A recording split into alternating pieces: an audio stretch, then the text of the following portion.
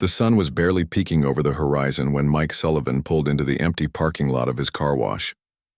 This early morning ritual had become second nature to him over the past 3 years. The calm before the storm of customers gave him time to check equipment, restock supplies, and enjoy a quiet cup of coffee while planning his day. Mike stepped out of his old but reliable pickup truck, the same vehicle that had helped him haul equipment when he first bought this rundown property. Back then, most folks thought he was crazy for sinking his life savings into a dilapidated car wash at the edge of the fancy Whispering Pines subdivision. The building had been an eyesore with its peeling paint, outdated equipment, and cracked concrete, but Mike had seen potential where others saw only failure. "Morning, old girl," he mumbled to the building, a habit he'd picked up during those early days when it was just him working 16-hour shifts. He unlocked the main entrance and flipped on the lights, illuminating what was now a spotless reception area with comfortable chairs, a coffee station for waiting customers, and walls lined with framed before and after photos of particularly challenging detailing jobs. The transformation hadn't happened overnight. For the first year, Mike lived on ramen noodles and energy drinks, pouring every spare penny back into the business. He'd learned plumbing, electrical work, and basic construction from YouTube videos, working through the night after closing to customers. When something was beyond his skills, he'd barter services with local tradespeople, a full detail on a contractor's truck in exchange for help installing new drainage, that sort of thing. Mike walked through to the washing bays, running his hand along the gleaming steel equipment. His pride and joy was the water recycling system. Most people wouldn't get excited about plumbing, but this setup was special. When Mike had first researched car wash operations, he'd been shocked by the water waste. Thousands of gallons down the drain daily. The environmental impact bothered him, and the water bills would have sunk his fledgling business.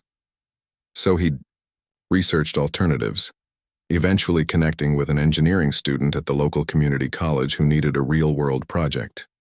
Together, they'd designed a system that captured, filtered, and recycled about 80% of the water used in the washing process. The initial investment had been steep, nearly emptying Mike's small inheritance from his grandfather, but it had paid off in both savings and as a selling point for environmentally conscious customers. "Worth every penny," Mike said to himself as he checked the filtration gauges. The system had been running flawlessly for the past year, and the monthly water bill had dropped to a quarter of what comparable operations paid. Mike continued his morning inspection, checking each of the 5 washing bays. The regular self-service bays were numbered 1 through 3, simple setups where customers could pay to use pressure washers and soap dispensers. Bay 4 was the automatic wash, where cars rolled through on a track while robotic arms and brushes did the work. But Bay 5, that was the premium detailing bay, where Mike and his small team performed the handcrafted, meticulous cleaning that had built their reputation. In this special bay, vehicles received the works: hand washing, clay bar treatment to remove embedded contaminants, compound polishing to eliminate swirl marks and scratches, and finally a protective ceramic coating that made water bead up and roll off like mercury. Mike charged top dollar for this service, and customers gladly paid it after seeing the results. As he inspected the premium bay, Mike allowed himself a moment of pride. The journey hadn't been easy. There were nights he'd lain awake wondering if he should just cut his losses and go back to working for someone else. The first winter had been brutal, with days so cold and snowy that no one wanted to wash their cars. He'd scraped by on emergency credit cards and the occasional odd job. But gradually things had turned around. Word of mouth brought in more customers. His attention to detail and fair prices earned him loyal patrons who recommended him to friends. A local car enthusiast club had started bringing their vehicles in regularly, after one member raved about the difference in his classic Mustang's appearance. Even some residents from the upscale Whispering Pines subdivision became regulars, despite the HOA's initial attempts to have the business zoned out of existence. Mike smiled, remembering how he'd won over Mrs. Chen, the previous HOA president. She'd come in with a complaint about unsightly business operations near their prestigious neighborhood, but had left as a customer after Mike showed her how much road salt residue he could remove from her Lexus. Soon after, she'd become one of his advocates, convincing the HOA board that having a quality car wash nearby actually helped maintain property values by keeping residents' vehicles looking pristine. After finishing his inspection, Mike headed to his tiny office to review the day's appointment book. The premium detailing service required scheduling, and today was fully booked with a BMW at 10, a Tesla at 1, and a vintage Corvette at 4. The regular bays would operate on a first-come, first-served basis, typically staying busy from mid-morning through early evening. He was just about to call his 2 part-time employees, college students named Tyler and Raj, to confirm they'd be in by 9 when his phone buzzed with a text message. It was from Tyler. "Boss, heard the new HOA president is on the warpath. Something about businesses dragging down the neighborhood atmosphere. Just a heads up." Mike frowned. He hadn't heard about a new HOA president. Mrs. Chen had been fair and reasonable once they'd established a good relationship. A change in leadership could mean new challenges. "Thanks for the warning," he texted back. "We'll just keep doing what we do best." He put down his phone and took a sip of coffee, gazing out at his spotless car wash.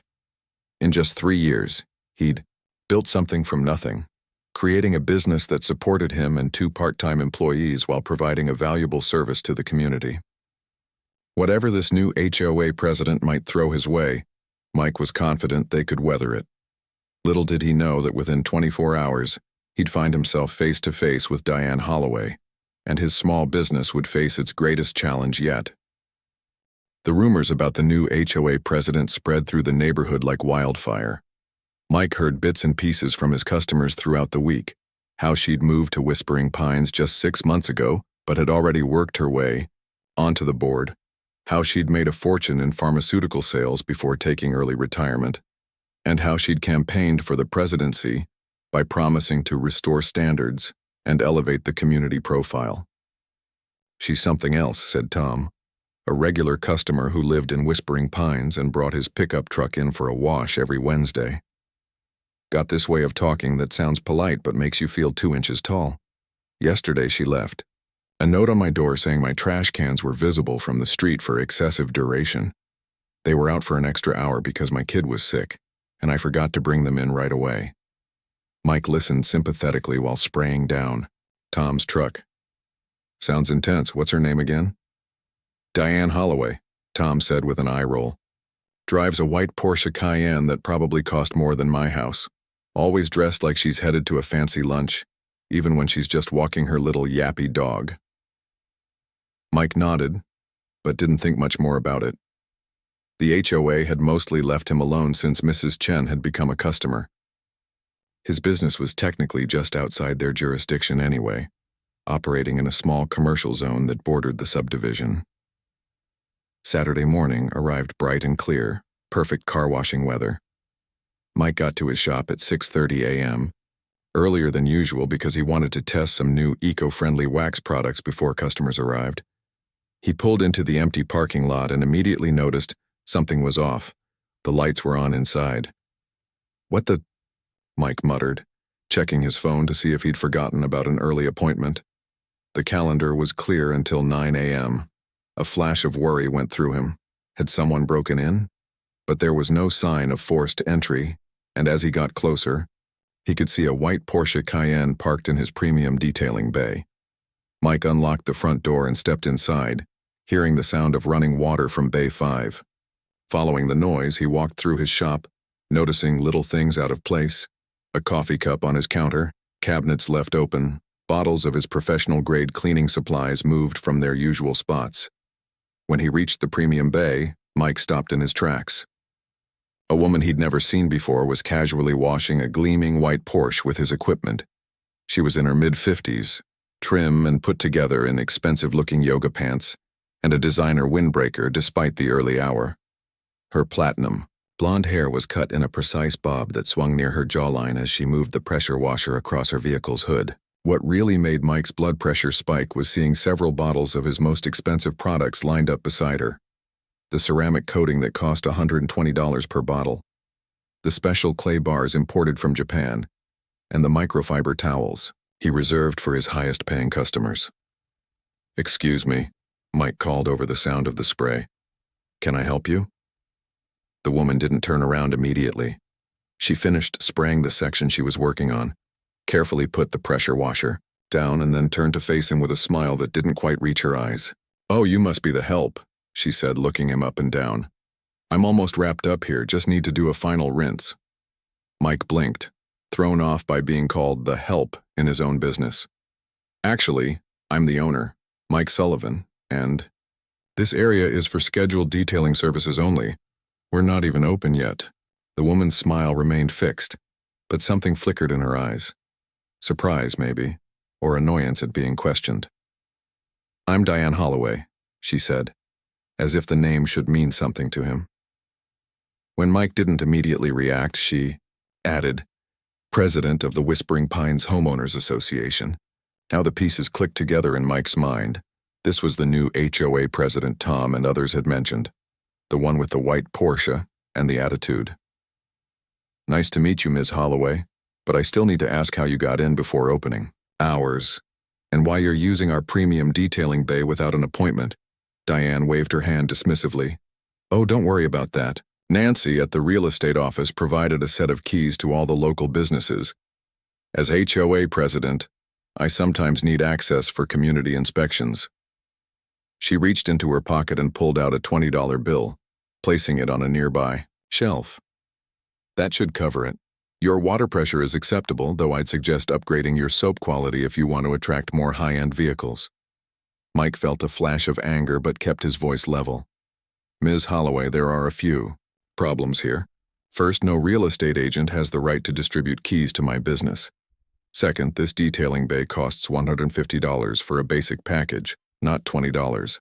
And third, we're closed until 9 a.m. Diane's pleasant expression hardened slightly. "Mr. Sullivan, it is Sullivan, isn't it? I think you misunderstand the nature of our relationship. Your business exists at the pleasure of our community. Many of your customers come from Whispering Pines, correct?" "Some do," Mike acknowledged. "But we serve people from all over. And your little operation sits right at the entrance to our subdivision," she continued as if he hadn't spoken. "First impressions matter tremendously in real estate. The previous HOA board was perhaps overly lenient in allowing a car wash to operate so close to our entrance." Mike felt his face growing warm. "My business is in a properly zoned commercial area. The HOA doesn't have jurisdiction. Zoning can be changed," Diane cut in, her voice dropping to a more serious tone. "Variance requests can be filed. Environmental impact studies can be requested, especially for businesses that use large amounts of water and chemicals so close to residential areas." She stepped closer to Mike, her voice lowering even further. "Listen carefully, I'm simply using facilities that our community supports through our patronage. I'll be here every Saturday morning for my weekly car cleaning. I'm sure that won't be a problem, will it?" Before Mike could respond, Diane picked up the pressure washer again. "Now, if you'll excuse me, I need to finish my rinse. I have a charity brunch at 9. She turned her back to him and resumed spraying her Porsche, the conversation clearly over in her mind. Mike stood there for a moment, feeling like he'd been hit by a truck. The sheer audacity of this woman was unlike anything he'd encountered before. He thought about calling the police, but what would he say? That someone had a key to his business and was using his equipment while leaving money. It wasn't exactly a high-priority crime. As Diane continued washing her car, acting as if Mike wasn't even there, he turned and walked back to his office, mind racing. Something told him this was just the beginning of his troubles with the new HOA president. Mike spent the rest of that Saturday in a fog. He went through the motions with his scheduled customers, managing to keep a smile on his face while his mind kept replaying the confrontation with Diane. By closing time, his employees had noticed something was off. "You okay, boss?" Raj asked as they were cleaning up.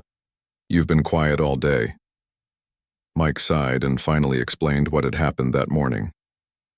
Raj and Tyler exchanged looks as he described Diane's entitlement and thinly veiled threats. "That's straight-up trespassing," Tyler said, leaning on his mop. "My dad's a lawyer. You should call the cops next time." "And say what?" Mike asked. "That the president of the nearby HOA has a key to my place and leaves money for using my equipment. They'll just say it's a civil matter." He ran a hand through his hair.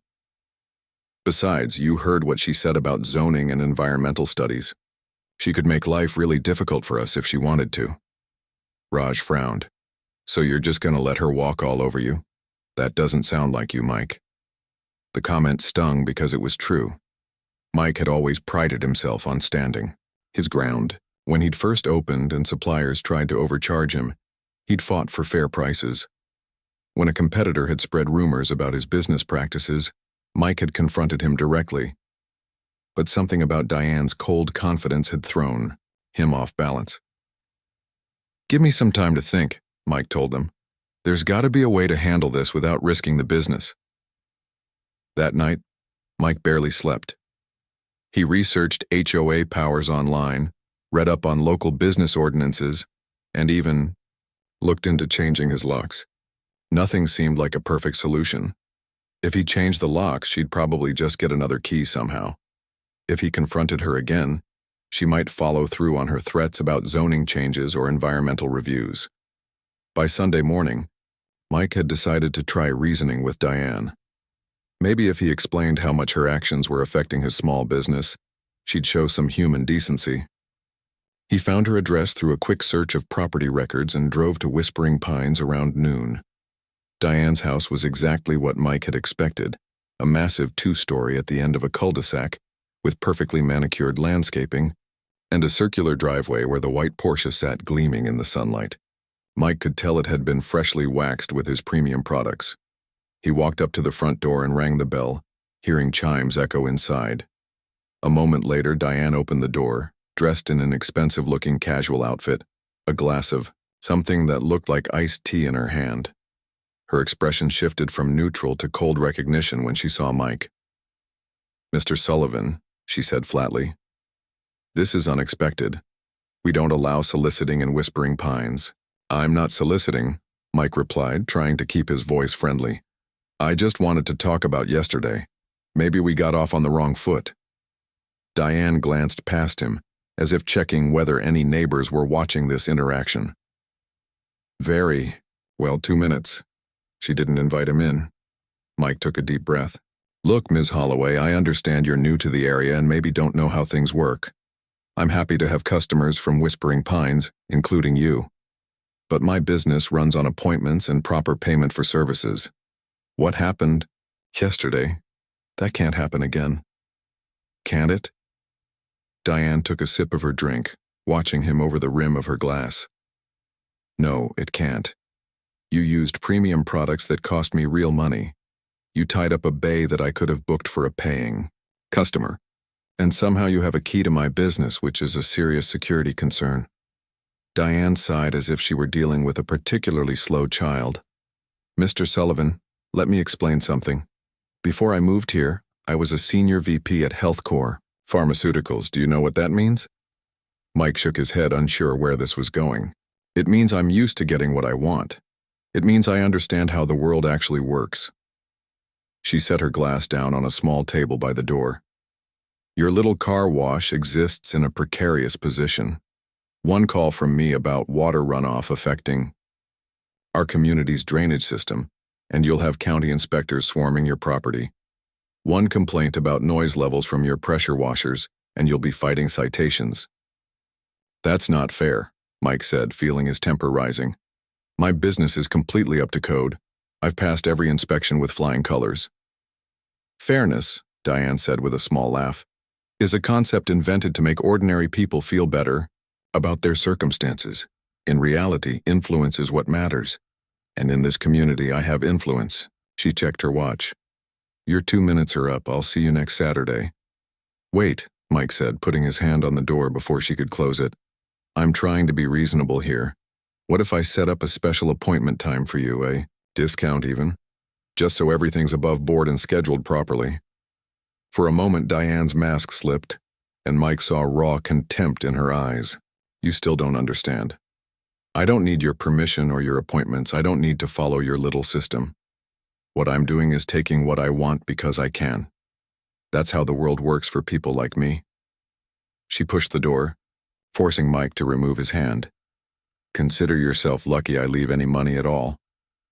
The door closed in Mike's face. leaving him standing there feeling even worse than before. As he walked back to his truck, he noticed a neighbor watching from across the street, quickly turning away when Mike looked in her direction. How many other residents were afraid of Diane? How much power did she really have in this community? The next Saturday was even worse. Mike arrived to find Diane already there, but this time she had moved things around in his storage area. When he asked her not to touch his supplies, she responded with a condescending lecture about proper inventory management. Again, she left, just $20 despite using nearly $50 worth of premium products. The Saturday after that, Mike tried showing up even earlier, but somehow Diane had beaten him there again. This time she'd brought a friend, another wealthy-looking woman who gave Mike a dismissive once-over when he arrived. The two women acted like the place belonged to them, leaving both bays a mess when they were done. Each time, Mike considered calling the police but hesitated. What if Diane followed through on her threats? He couldn't afford lengthy legal battles or bureaucratic red tape. His business was finally turning a profit, but it wouldn't survive a prolonged fight with someone who had resources and connections. After the third Saturday, Mike locked up his shop and sat alone in his office, a feeling of helplessness washing over him. He had built this business from nothing, pouring his heart and soul into every detail only to have someone treat it, and him, with such disrespect. As the sun set outside his window, Mike's sadness slowly transformed into something else: determination. If he couldn't reason with Diane and couldn't risk a direct confrontation, maybe there was another way to address the situation. His eyes drifted to the diagram of his water recycling system hanging on the wall, and suddenly an idea began to take shape. If she wants to use my car wash so badly, Mike muttered to himself, a small smile forming on his lips. Maybe I should give her the special treatment she deserves. Sunday morning found Mike back at his car wash before the sun was even up.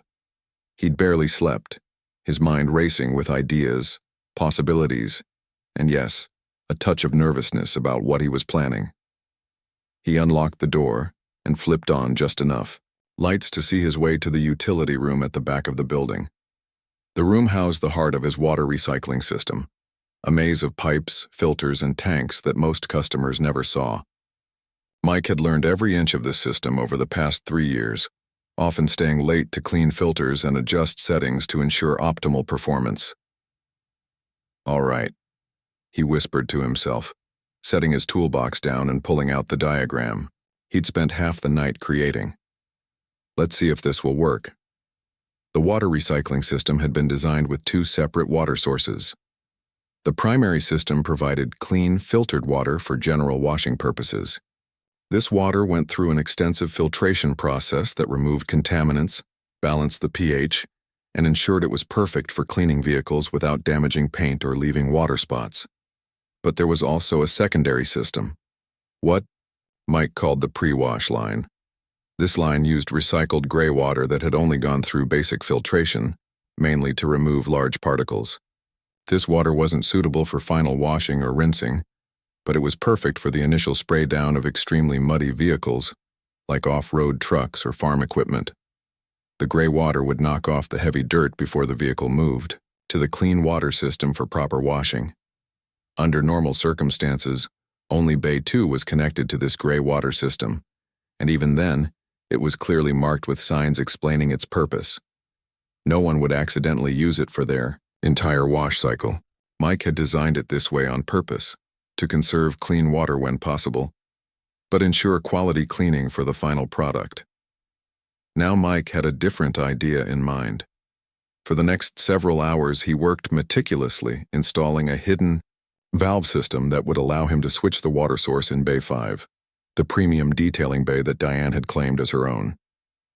With the flip of a discrete switch behind his counter, he could reroute the water from the clean, filtered system to the gray water tank, which was essentially recycled sewage water that had only gone through minimal filtration. It's not dangerous, Mike muttered as he worked, feeling a need to justify his actions even to himself. Just unpleasant, especially for expensive car paint. The work was detailed and challenging. Mike had to ensure the modification wouldn't affect normal operations when the switch was in the clean position. He also needed to make sure there would be no visible difference when the water was switched. No change in pressure, no obvious discoloration that would tip Diane off immediately. Around noon, Raj stopped by unexpectedly. Mike had forgotten they'd planned to inventory supplies today. "Whoa," Raj said, finding Mike surrounded by tools and pipe sections in the utility room. "What's going on, pipe burst or something?" Mike hesitated. He trusted Raj, who had been with him almost since the beginning, but he wasn't sure how the younger man would react to his plan. After a moment, he decided honesty was best. "Remember our HOA problem?" Mike asked. "I'm setting up a little consequence for our uninvited guest." Raj raised an eyebrow as Mike explained the plan. When he finished, Raj was quiet for a long moment.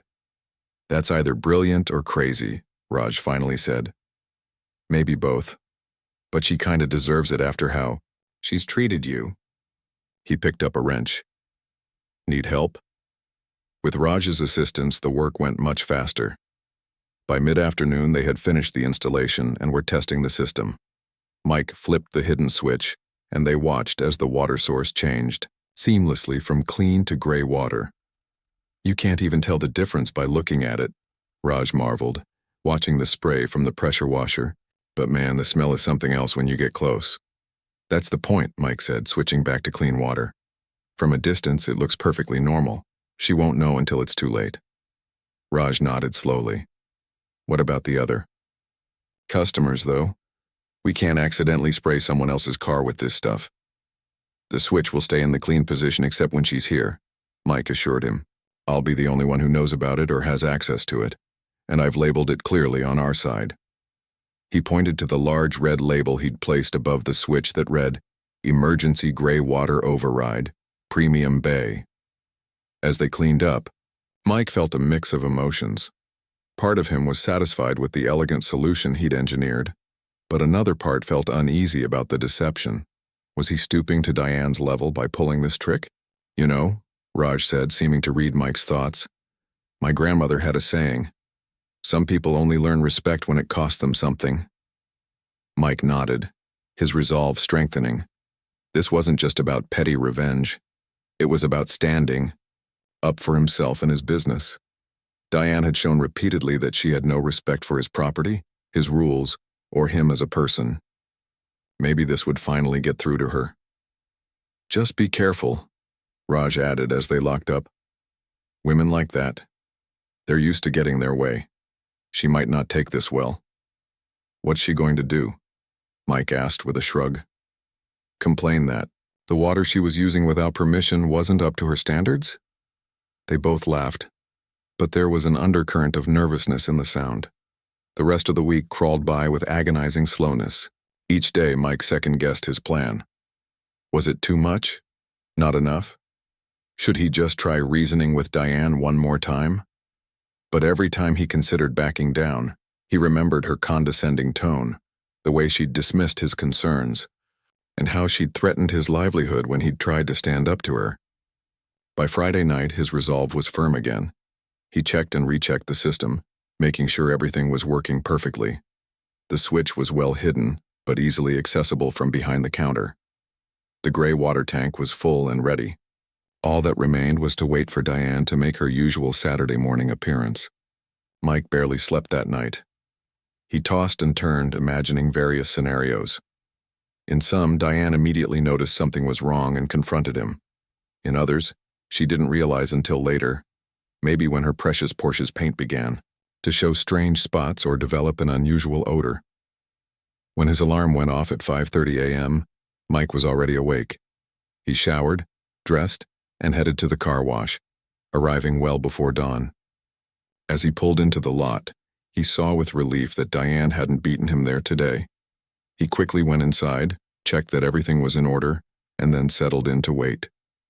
At precisely 7:30 a.m., the now familiar white Porsche pulled into the lot.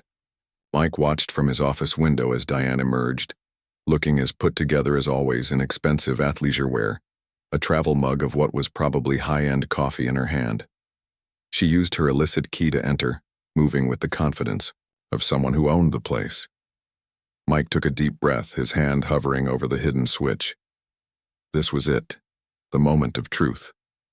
As Diane began setting up in Bay 5, preparing to wash her Porsche using his premium supplies, Mike's finger came to rest on the switch. "You wanted special treatment," he whispered, flipping the switch to divert the water flow. "Well, now you're going to get it." Mike watched through the small window in his office door as Diane went through her usual routine. She set up her expensive products in a neat row, filled a bucket with soapy water, and began the initial rinse of her Porsche.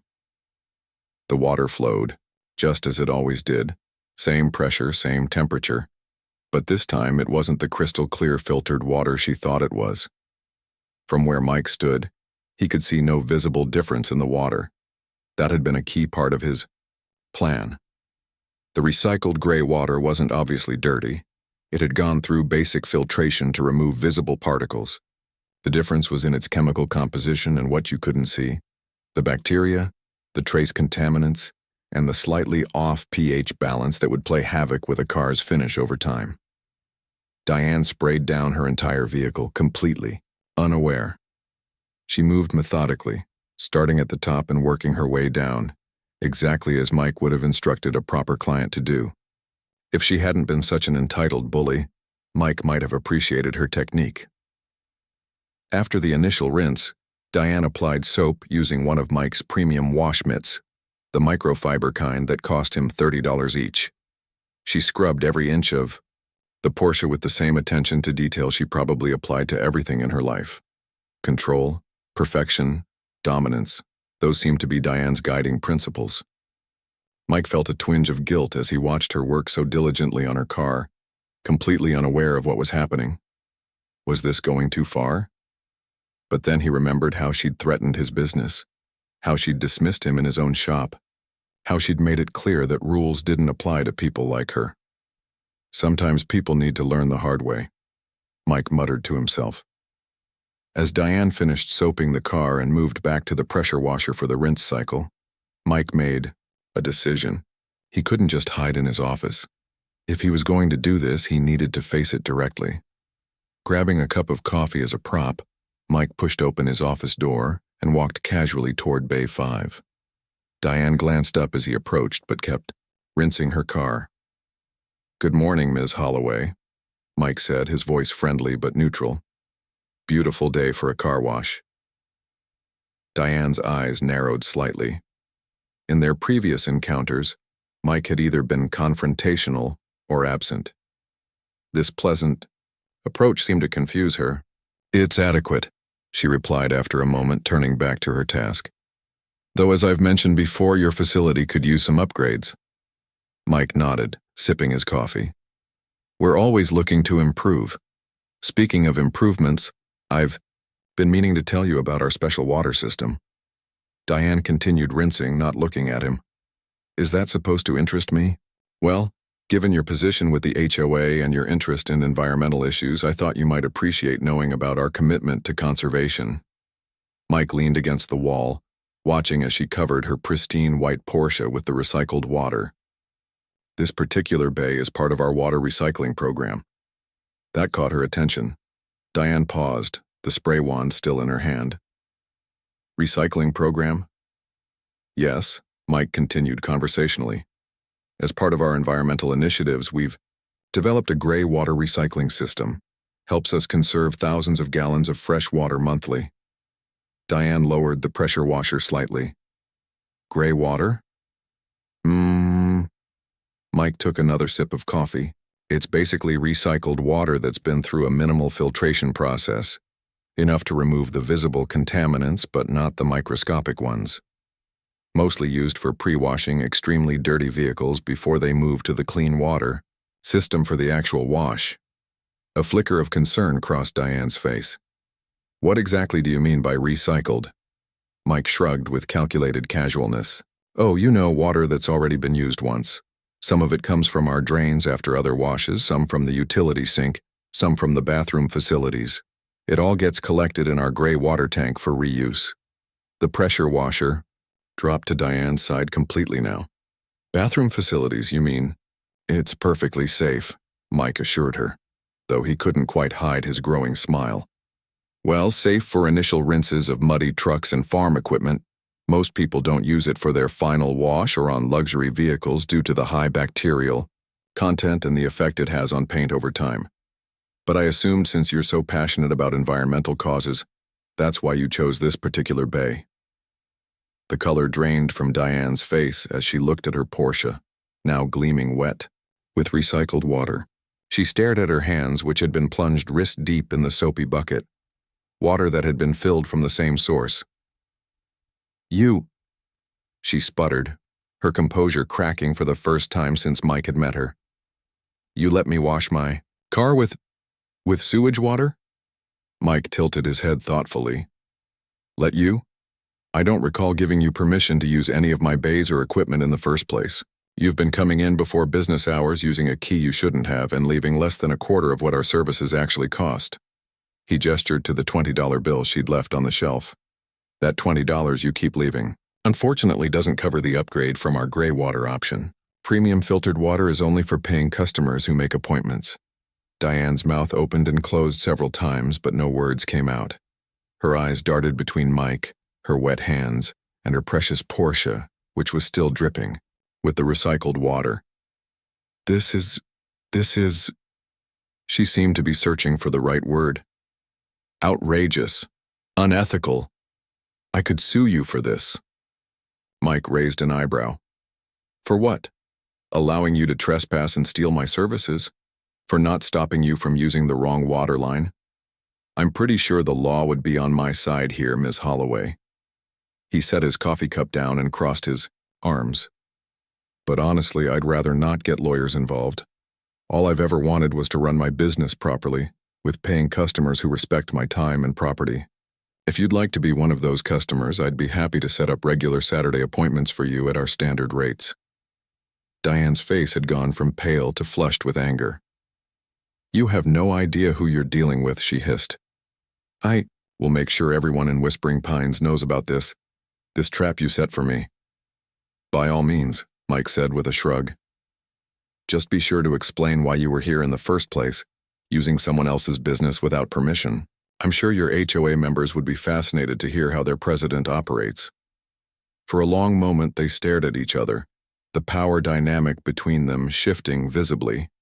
Then Diane snatched up her purse, grabbed the cleaning supplies she'd brought with her, and stormed toward the exit. This isn't over, Sullivan, she called over her shoulder. Have a nice day, Ms. Holloway, Mike replied calmly. Oh, and you might want to give that Porsche a proper wash as soon as possible. Gray water can leave some interesting residues if it dries on paint. The door slammed so hard the windows rattled. Mike stood there in the sudden silence, a mix of emotions washing over him. Relief that he'd finally stood up to her, worry about possible retaliation, and yes, a touch of satisfaction at seeing Diane's perfect composure finally crack. He walked over to the control panel and flipped the water switch back to the clean system. Whatever happened next, he'd face it head on. Surprisingly, nothing happened, at least nothing bad. The next Saturday came and went without any sign of Diane or her Porsche. The Saturday after that was the same. No threatening letters from lawyers, no visits from code enforcement or environmental inspectors. 2 weeks after the confrontation, Mike was helping a customer when a sleek black Mercedes pulled into the lot.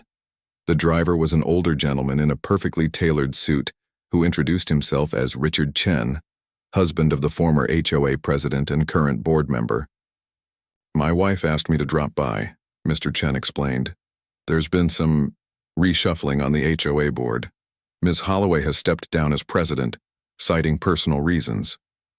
Is that so? Mike said, trying to hide his surprise. Mr. Chen nodded, a slight smile playing at his lips. Indeed. It seems several board members received anonymous emails with security camera footage showing Ms. Holloway entering various businesses after hours. Most concerning.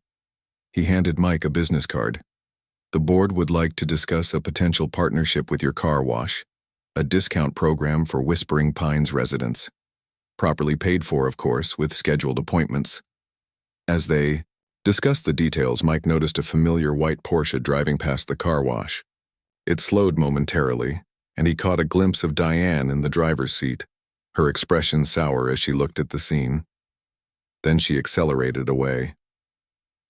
3 days later, Mike heard from a customer that Diane had put her house on the market and was moving back to the city. A week after that, he noticed her white Porsche had been replaced with a different model, same make, but a sleek black instead of white. Sometimes when new customers from Whispering Pines came in, they would share, gossip about the crazy former HOA president who tried to take over the neighborhood. The stories grew more elaborate with each telling, and Mike never bothered to correct them. He simply smiled and focused on providing the best service possible to those who respected his business enough to pay for it.